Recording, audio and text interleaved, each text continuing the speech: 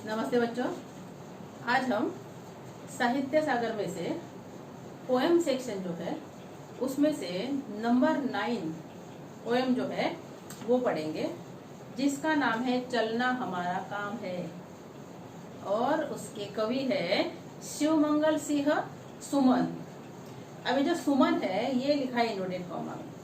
इसका मतलब ये जो कवि है ये सुमन नाम से ज्यादा प्रसिद्ध है, इसके लिए उसको इनवर्टेड कॉमा में लिखा है। अब ये जो कविता है चलना हमारा काम है, इसका मतलब चलना ही है, बैठना नहीं है।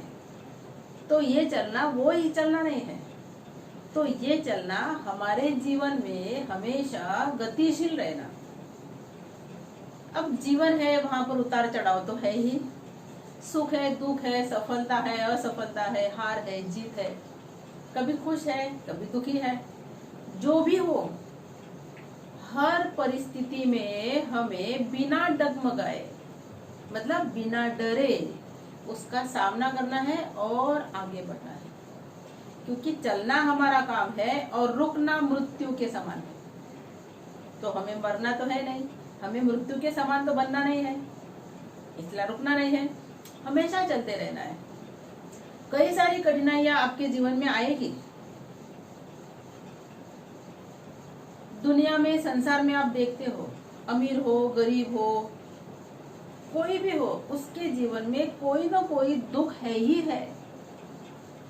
ऐसा कोई मनुष्य नहीं मिलेगा आपको कैसा कि जिसके लाइफ में दुख है ही नहीं या सुख है ही नहीं। जैसे दिन के बाद रात निश्चित है, रात के बाद दिन निश्चित है। ऐसा कभी हुआ क्या? रात हुई दिन हुआ ही नहीं ना। तो ऐसा ही हमारा जीवन है। कभी कभी ऐसा होता है कि दुख बहुत ज्यादा होते हैं तो हम उससे थोड़ा फ्रस्ट्रेट हो जाते हैं, थोड़ा दुखी हो जाते हैं कि क्या भगवान मुझे इतना दुख दिया। हो, कोई बात नहीं, आप परीक्षा में कैसे पास होते हो वो भगवान देखता है और हमें पास होना है उस परीक्षा में। इसलिए हमारे जीवन में जो भी कठिनाइयां आएगी, जो भी मुसीबतें आएगी, उसको पार करते हुए चलते रहना हमारा जीवन है। कविता का नाम है चलना हमारा काम है। अब इस कविता का उद्देश्य क्या है? अगर मैंने आपको एक लाइन में कहा तो हमारे जीवन में जो विघ्न बाधाओं आती है उस पर विजय प्राप्त करके आगे बढ़ना, एक लाइन का उद्देश्य। लेकिन अगर 3 मार्क के लिए आपको उद्देश्य पूछा जाएगा, उसके लिए एक तो नहीं चलेगा। तो ये उद्देश्य मैंने लिखा है। सबसे पहले मैं आपको हर समय बोलती हूँ कि कवि का नाम, कवि लिखना है, कविता। जैसे मैंने लिखा है कि चलना हमारा काम है, इस कविता में कवि शिवमंगल सिंह जी ने इस कविता के माध्यम से हमें प्रेरणा दी है। मैंने आपको पहले कहा कि एक प्रेरक कविता है जिससे आपको इंस्पिरेशन मिलता है। हाँ, मैं भी ऐसा ही करूंगा। आपको क्या प्रेरणा दी है कि मनुष्य को जीवन में निरंतर सक्रिय रहना चाहिए। निरंतर मतलब हमेशा सक्रिय रहना चाहिए, मतलब काम करते रहना चाहिए। मानव को जीवन की विघ्न बाधाओं पर विजय प्राप्त करना है। विघ्न बाधा है, विघ्न मुसीबतें, बाधाएं मतलब रुकावटें, क्या करना है? उसको पार करना है और आगे बढ़ना है। जीवन में सफलता, असफलता, सुख दुख, हार जीत होती रहती है ना।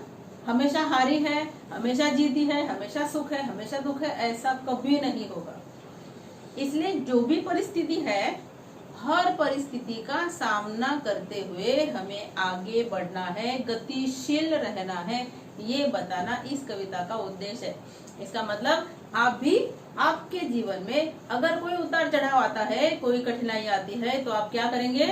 उस कठिनाइयों का सामना करके आगे बढ़ेंगे। इसलिए आपके सिलेबस में ऐसी प्रेरक कविता दी है जो आज हम पढ़ेंगे। आप बच्चे ये उद्देश्य पहले स्क्रीनशॉट ले लीजिए या तो नोटबुक में उतार ले। उसके लिए स्क्रीनशॉट ही लेना पड़ेगा आपको, तो 1 मिनट के लिए उसको स्क्रीनशॉट ले लीजिए।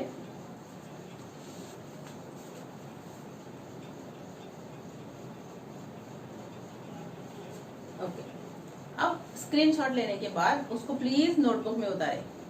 नोटबुक में उतारने के बाद उसको पढ़ें। क्यों?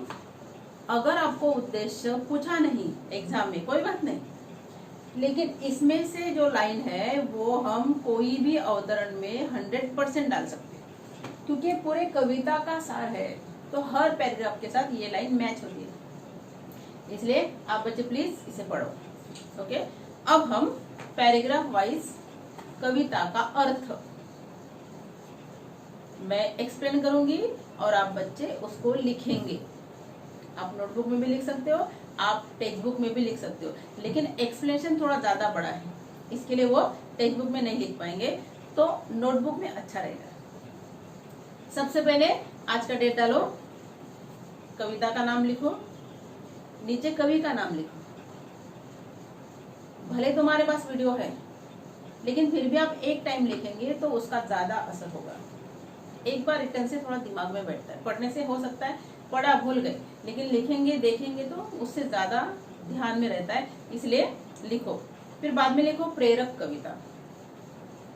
इन 3 वर्ड से ही आपको थोड़ा बहुत समझ में आया कि शिवमंगल सिंह सुमन जी ने चलना हमारा काम है इस कविता में हमें प्रेरणा दी है।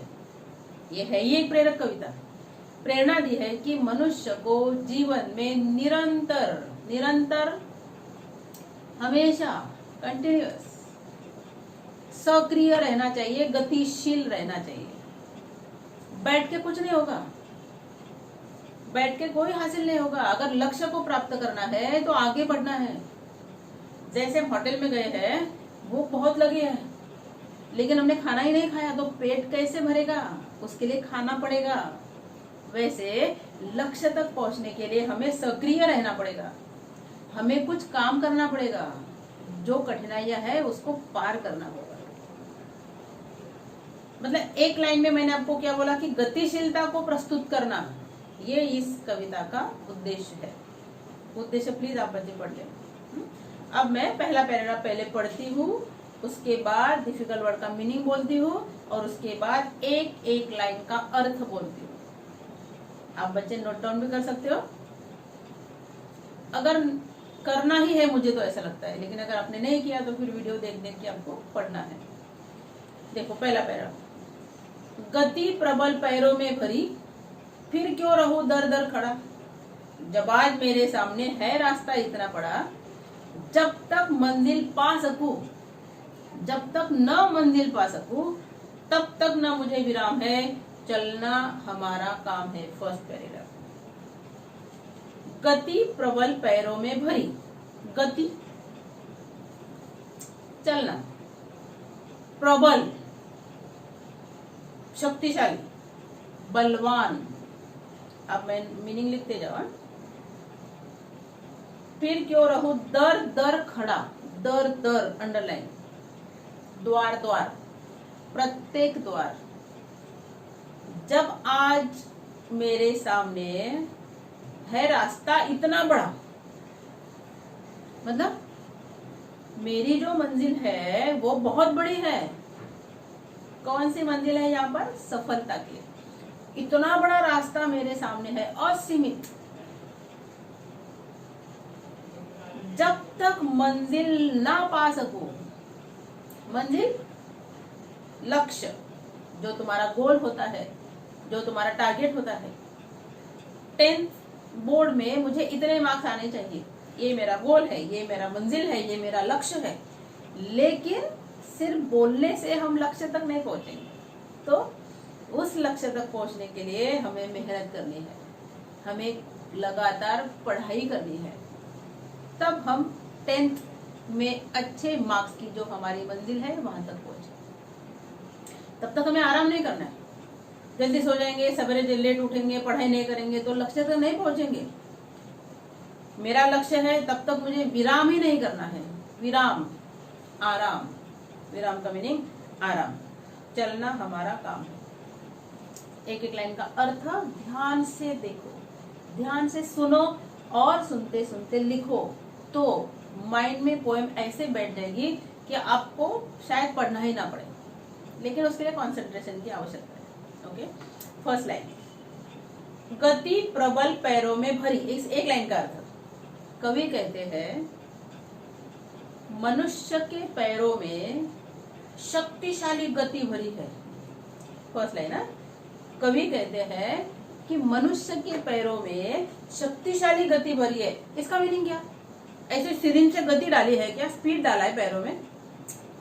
नहीं। तो मनुष्य बड़ी बड़ी चुनौतियों का सामना करने की ताकत रखता है। याद रखो, इसका मीनिंग क्या है? मनुष्य के पैरों में शक्तिशाली गति भरी है, अर्थात मनुष्य बड़ी बड़ी चुनौतियों का सामना करने की ताकत रखता है कि कितना भी बड़ा संकट क्यों ना हो, मैं ललकारता हूँ, चैलेंज करता हूँ कि मैं इसको पार करूंगा। मतलब इतनी ताकत है उसमें, फिर क्यों रहो दर दर खड़ा। अगर मनुष्य बड़ी बड़ी चुनौतियों का सामना करने की ताकत रखता है तो फिर मैं क्यों दर दर खड़ा रहूं, क्यों हर एक के द्वार पे खड़ा रहूं, क्यों मैं किसी को सहायता मांगू? आज मेरे सामने है रास्ता इतना बड़ा कभी क्या कहते हैं कि चलने के लिए असीमित रास्ता है, चलने के लिए असीमित रास्ता पड़ा है, तो मैं क्यों रुक जाऊं? जिसकी कोई सीमा है ही नहीं, यहां तक जाना है, रुकना है, ऐसा है नहीं। तो फिर हमें रुकना नहीं है, हमें कंटिन्यू चलते रहना है, मतलब लक्ष्य तक पहुंचना है। जब तक न मंजिल पा सकूं, ये मंजिल कौन सी है? उधर लिखो, मंजिल कौन सी है? सफलता की। लिखो उधर, मंजिल सफलता की। तब तक मुझे न विराम है, विराम आराम जो तुम्हें नहीं करना है। 10 के बोर्ड तक ज्यादा से ज्यादा पढ़ाई करना है। इसका मतलब ज्यादातर पढ़ाई में लगना है और बीमार होना है, ऐसा नहीं। आप टाइम टू टाइम अगर पढ़ाई करेंगे तो आपको आपकी बाकी अदर एक्टिविटी जो है उसके लिए भी वक्त मिलेगा, लेकिन टाइम टू टाइम पढ़ाई होनी चाहिए। हमारे जो मंत्री लोग होते हैं कितने बिजी होते हैं। जैसे एक एग्जांपल आपको अगर दूं मैं, महात्मा गांधी का, वो भी एक मंत्री थे, बड़ी बड़ी फाइलें उन्हें देखने पड़ती थी, लेकिन उनका जो भ्रमण है, उनका जो व्यायाम है, उसमें कभी व्यत्यय नहीं आया, क्योंकि हर काम वो टाइम पे करते थे। अगर वो मंत्री होते हुए टाइम निकाल सकते हैं तो हम तो आम आदमी हैं, हम तो टाइम निकाल ही सकते हैं, लेकिन उसके लिए समय तालिका, टाइम टेबल होना चाहिए। जब तक मंजिल ना पा सकूं, क्या कहते कवि, कि जब तक मैं अपने मंजिल तक नहीं पहुंच पाता या नहीं पहुंचूंगा, तब तक मुझे न विराम है, तब तक मुझे विराम नहीं करना है, मुझे आराम नहीं करना है। लक्ष्य तक पहुंचने के लिए मुझे मेहनत करनी है। चलना हमारा काम है। जब तक हमें मंजिल नहीं मिल जाती, जब तक हमें मंजिल नहीं मिल जाती, तब तक हमें आगे बढ़ते रहना चाहिए, चलते रहना चाहिए, क्योंकि चलना जिंदगी है और रुकना मौत के समान है। हर पैराग्राफ में लाइन आएगी, याद रखो। फर्स्ट पैराग्राफ कंप्लीट, समझ में आया होगा आपको। एक बार कंटिन्यू बोल देते। कवि कहते हैं मनुष्य के पैरों में शक्तिशाली गति भरी है, अर्थात मनुष्य बड़ी बड़ी चुनौतियों का सामना करने की ताकत रखता है, तो फिर वो द्वार द्वार खड़ा क्यों रहे? अगर इतना बड़ा रास्ता, असीमित रास्ता उसके सामने है, तो वो क्यों रुके? जब तक वह अपनी मंजिल तक नहीं पहुंच जाता, जब तक वो अपनी सफलता नहीं पा लेता, तब तक उसे आराम नहीं करना है। मंजिल को पाने के लिए निरंतर आगे बढ़ना है। इसीलिए कवि कहते हैं चलना हमारा काम है और रुकना मृत्यु के समान है। सेकंड पैराग्राफ, कुछ कह लिया कुछ सुन लिया, सिंपल है। कुछ बोझ अपना बट गया, अच्छा हुआ तुम मिल गई, कुछ रास्ता ही कट गया। क्या राह में परिचय कहूं, राही हमारा नाम है, चलना हमारा काम है। रीड करने से कुछ समझ में आया आप बच्चों को? कुछ कह लिया कुछ सुन लिया, ये हमारा जीवन रूपी मार्ग है। जीवन रूपी मार्ग पर चलते चलते अनेक राही मिलते हैं। मिलते हैं ना, आपके भी जीवन में कई राही, कई फ्रेंड मिलेंगे आपको। कुछ आपको मदद करेंगे, कुछ आपको रास्ते में ही छोड़ देंगे। जीवन रूपी मार्ग पर चलते चलते अनेक राही मिलते हैं। राही मतलब रास्ते पर चलने वाले। फिर मैंने क्या किया, उस रास्ते पर चलते चलते मैंने कुछ कह लिया, कुछ सुन लिया। मतलब कुछ मेरे मन की बात राही को कह दी और कुछ उनकी बात सुन ली। इससे क्या हुआ, कुछ बोझ अपना बट गया। इसका मतलब क्या, अगर मैं एग्जाम्पल, कुछ ऐसी बात हुई है जिससे मैं थोड़ी दुखी हूं, जो मेरा फ्रेंड या जो मेरी सहेली है जो मुझे बहुत ज्यादा प्यार करती है, भले वो सॉल्व ना करे मेरा दुख, लेकिन मुझे ऐसा लगता है कि उसको कहने से मेरा दुख हल्का हो जाता है। तो हम क्या करते हैं कि हमारे जो जीवलग मित्र होते हैं उसके पास हम हमारा सुख दुख शेयर करते हैं। कवि ने यहाँ ऐसा ही किया है और इस वजह से क्या हुआ, कुछ बोझ अपना बट गया। जो दुख था वो दुख का भार हल्का हो गया। अच्छा हुआ तुम मिल गई। अब यहाँ कौन मिल गई, पता है क्या कल्पना की है कवि ने? यहाँ पर तुम मतलब कवि को प्रेमिका मिल गई, उस पर प्यार करने वाली, उसके जीवन के सुख दुख को समझने वाली। क्या कहते कवि, थर्ड लाइन, कवि अपनी प्रेमिका का आभारी है, शुक्रगुजार है। क्यों? क्योंकि वह जब वो जीवन मार्ग में चल रहा था तो उसे मिल गई। जीवन मार्ग पर चलते चलते उन्हें वो प्रेमिका मिल गई और उससे क्या हुआ कि जीवन का कुछ रास्ता ही कट गया, आसानी से कट गया। मतलब आसानी से मैं जिंदगी की ओर आगे बढ़ा क्योंकि वो संगिनी मुझे मिल गई। इसके लिए वो अपनी प्रेमिका का शुक्रगुजार है। क्या राह में परिचय कहूं, राह अंडरलाइन करके लिखो, मार्ग, जिस मार्ग पर मैं चल रहा हूं। क्या राह में परिचय कहूं, इस मार्ग का मैं क्या परिचय दूं, इस मार्ग के बारे में मैं आपको क्या बताऊं। राही हमारा काम है, मतलब इस रास्ते पर आगे बढ़ना हमारा काम है, चलना हमारा काम। मतलब कवि क्या कहना चाहता है कि मनुष्य को लक्ष्य पाने के लिए निरंतर प्रयत्नशील रहना चाहिए। मार्ग में अनेक साथी मिलते हैं, मार्ग में अनेक राही मिलते हैं, लेकिन जिनके साथ हम चलते हैं,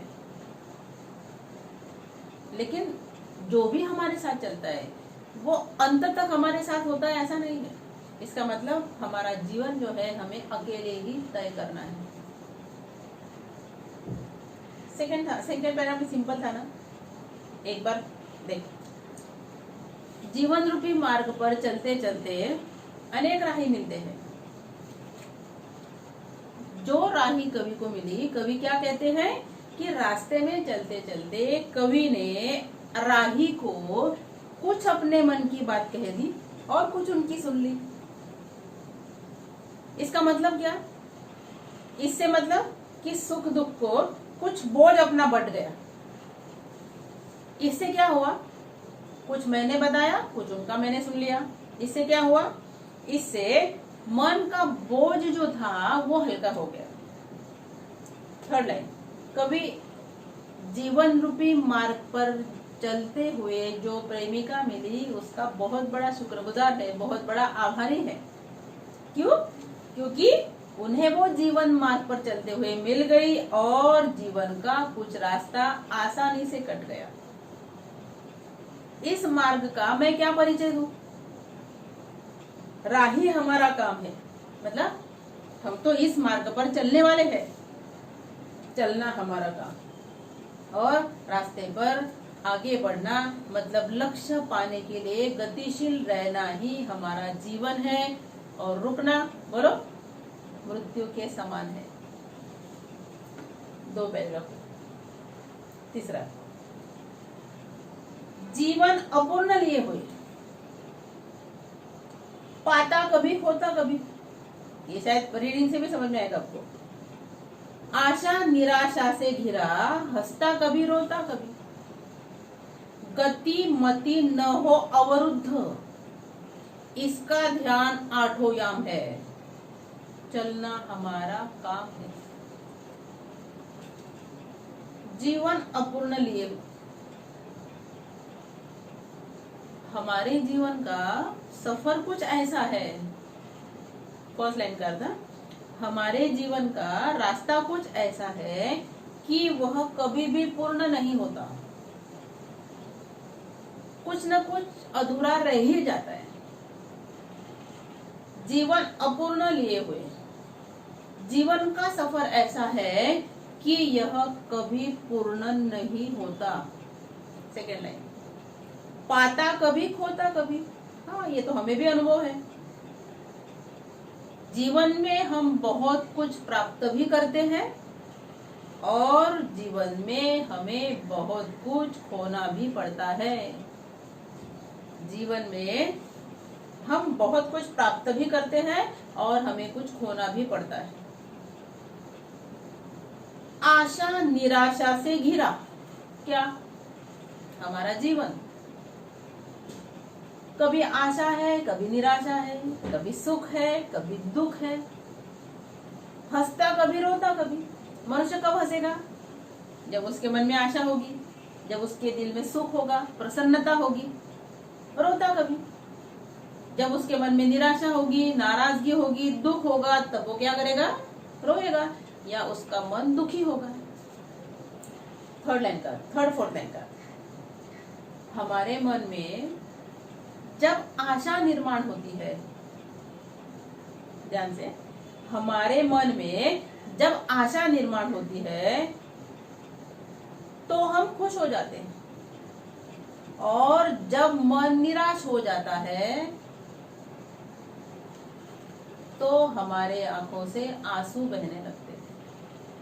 आशा सुख, निराशा दुख।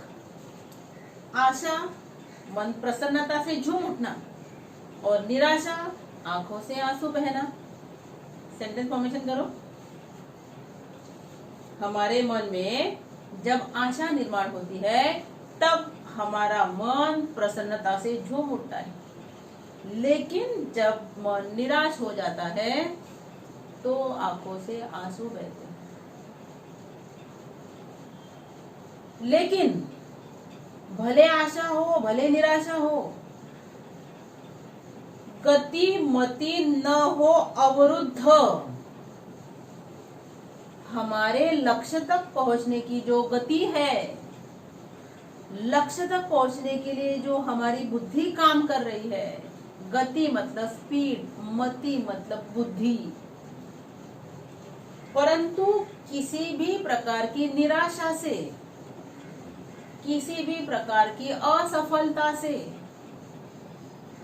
किसी भी प्रकार की हार से जीवन की गति नहीं रुकनी चाहिए। बहुत मेहनत करते हैं लेकिन जब हमें सफलता नहीं मिलती है तो हम थोड़े नाराज हो जाते हैं, लेकिन कोई बात नहीं, असफलता ही सफलता की पहली कुंजी है। जब आप असफल नहीं होंगे तो आपको सफलता का इंपॉर्टेंस कैसे पता चलेगा? ये असफलता आपको सफलता के रास्ते पर ले जाता है। इसलिए असफलता से कभी दुखी नहीं होना है, कभी नाराज नहीं होना है कि मैं तो कभी कर ही नहीं पाऊंगा, मुझे तो कभी मिलता ही नहीं है, मैं बहुत कोशिश करता हूँ लेकिन होता ही नहीं है। सकारात्मक विचार, कोई बात नहीं, आज नहीं हुआ, कल भी नहीं हुआ, परसों तो होगा, लेकिन होगा तो कभी। एक कविता है, देखो, कोशिश करने वालों की हार नहीं होती, प्रसिद्ध कविता है, हरिवंश राय बच्चन, मतलब अमिताभ के पिताजी ने ये कविता लिखी है, वो कवि थे। उसमें एक उदाहरण दिया छोटी सी चींटी का। चींटी देखो, चींटियां आपने भी कभी देखा होगा कि वो दीवार पर चढ़ती है, फिसलती है, फिर दूसरा रास्ता पकड़ती है। नहीं, जहां उसको पहुंचना है, जब तक वो नहीं पहुंचेगी 10 बार 100 बार फिसलेगी वो, फिर भी दीवार पर चढ़ेगी, और जब अपने लक्ष्य तक पहुंच जाएगी फिर आराम करेगी। अगर चींटी इतनी सी जिसको बुद्धि नहीं, तुम्हारे हमारे जैसी, वो अपने लक्ष्य तक पहुंचने में सफल होती है तो हम तो मानव है, हमें तो भगवान ने सबसे बुद्धि ज्यादा मानव को ही दी है, तो हम तो आसानी से, भले आसानी से नहीं लेकिन पहुंच जरूर पाएंगे। एक बात याद रखो, गति मति न हो अवरुद्ध, किसी भी प्रकार की निराशा से, किसी भी प्रकार की असफलता से हमें रुकना नहीं है। अवरुद्ध मीनिंग लिखो, अवरुद्ध का रुका हुआ, गति स्पीड, मति बुद्धि, इसका ध्यान आठों याम है। ये जो मैंने आपको कहा ना, आशा निर्माण होती है तो हम प्रसन्नता से झूम उठते हैं, जब निराशा निर्माण होती है तो आंखों से आंसू बहने लगते हैं। फिर भी किसी भी प्रकार की निराशा से, असफलता से हमें रुकना नहीं है, और इस बात का हमें हमेशा ध्यान रखना है। इसका ध्यान आठों याम, आठों याम मतलब प्रहर, जो 8 प्रहर होते हैं दिन में, मतलब हमेशा हमेशा हमें इस बात का ध्यान रखना है कि चलना हमारा काम है, और रुकना मृत्यु के समान है। इसके लिए आप जीवन में हमेशा आगे बढ़ते रहो। सुख दुख तो है, उसका सामना करते हुए हम आगे बढ़ेंगे, लेकिन हम पोएम सिखाने के लिए अभी यहाँ रुक जाते हैं, और जो बच्ची है वो हम अगले लेक्चर में कंटिन्यू करेंगे। Okay, bye.